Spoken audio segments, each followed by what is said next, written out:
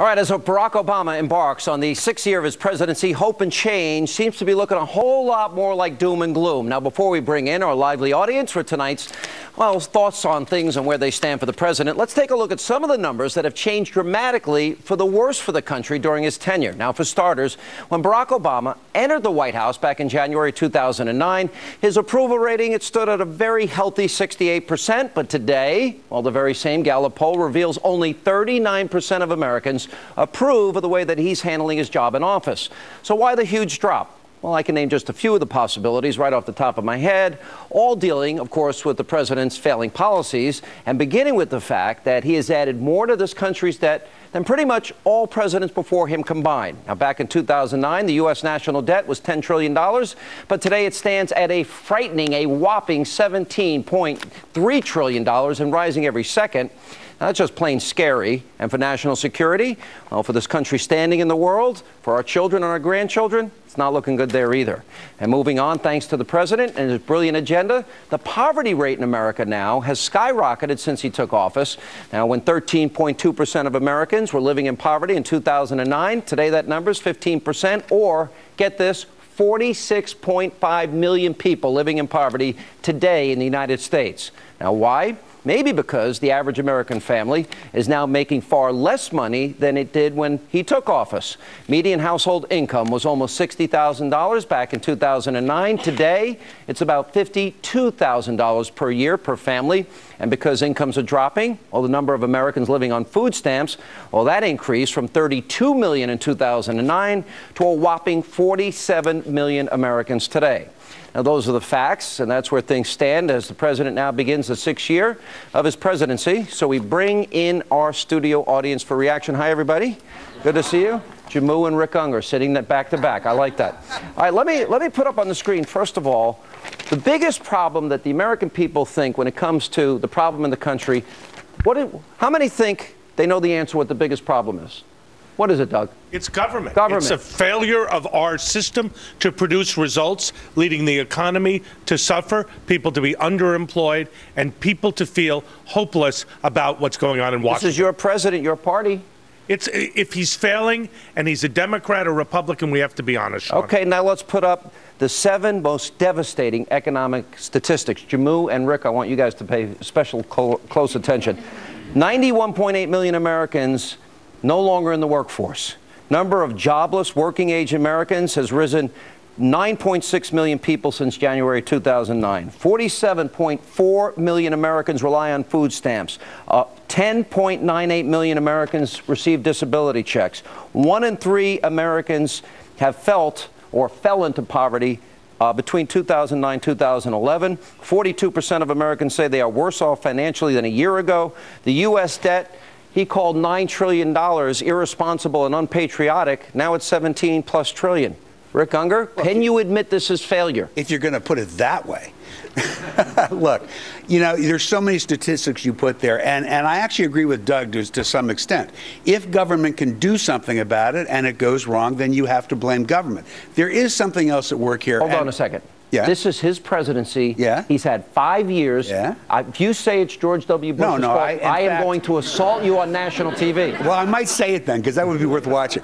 But no, in fact, just the opposite. I think that so much of this is the result of business cycles. I don't blame George Bush. I don't blame Barack Obama. And you know what? When it turns around, I'm not going to give Barack Obama the credit either. Amy, 17 trillion in debt.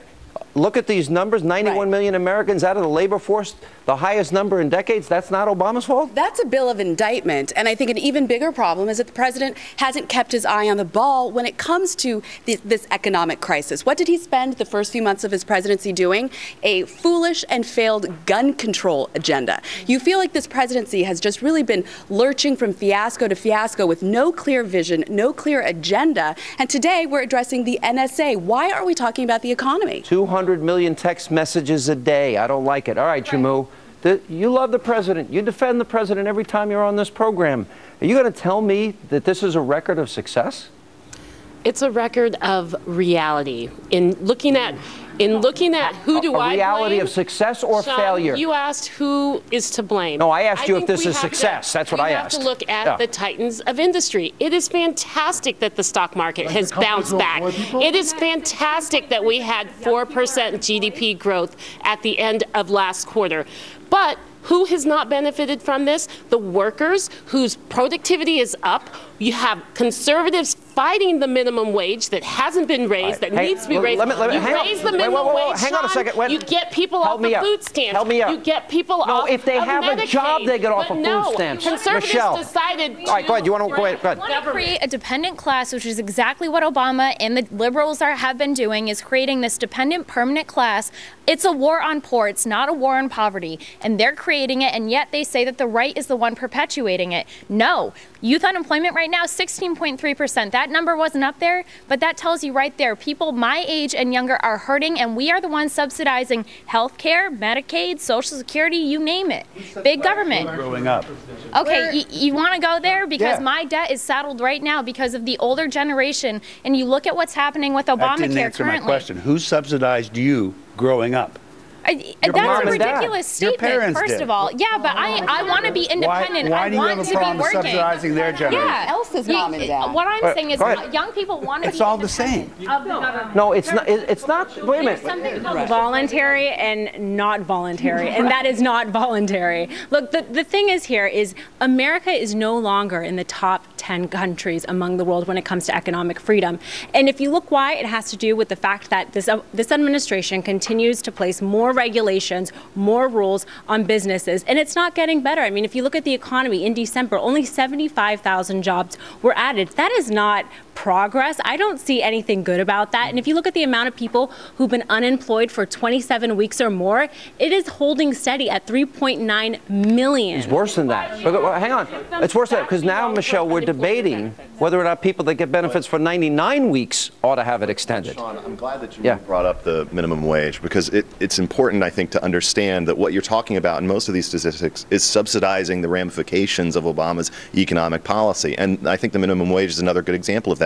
You can raise the price of labor, but you can't actually raise its value with government policy. And that means that all you're going to do is raise the cost to businesses to hire people, particularly at the low-skilled level. That's going to result in more people unemployed. All right, I'll tell you what, let me ask a quick question. How many worry that maybe America's better days, with all the debt, unfunded liabilities, how many think America's better days may be behind us? Sean, and if it does turn around, my generation loses. You know, you talk about the younger generation. My generation is the one that when we start the recovery, it's too late for people my age. Well, you're still a teenager, so that's...